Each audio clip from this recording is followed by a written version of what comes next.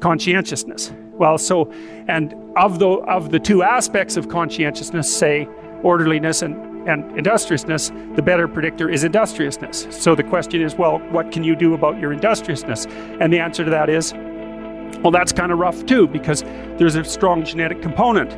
But you can work on micro habits with regards to your conscientiousness. And I think the best micro habits, this is partly to do with this future authoring program processes, I think the best thing you can do with regards to your conscientiousness is to set up some aims for yourself, goals that you actually value. And the future authoring program helps people do that. And basically, it does a situational analysis of, it helps you do a situational analysis of your life more than a psychological analysis, I would say. And so the questions are something like, well, all right, you're going to have to put some effort into your life. And you need to be motivated to do that. And so what are the potential sources of motivation? Well, you could think about them in the big five manner. You know, if you're extroverted, you want friends. If you're agreeable, you want an intimate relationship. If you're disagreeable, you want to win competitions. If you're open, you want to engage in creative activity. If you're high neuroticism, you want security. Okay, so those are all sources of potential motivation that you could draw on, that you could tailor to your own, your own personality.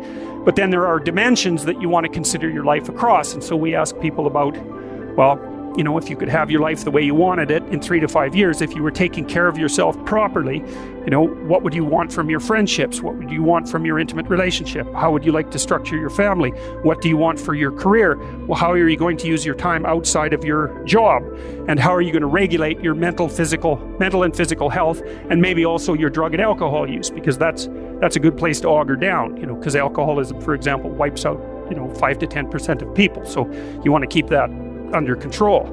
And then so maybe you develop a vision of what you would like your life to be, and that associates the goal. Once the goal is established, and then you break down the goal into micro processes that you can implement, the micro processes become rewarding in proportion in relation to their causal association with the goal, and that tangles in your incentive reward system. We talked about the dopaminergic incentive reward system, and that's the thing that keeps you moving forward. And the way it works is that it works better if it produces positive emotion when it can see you moving towards a valued goal. Okay, well, what's the implication of that?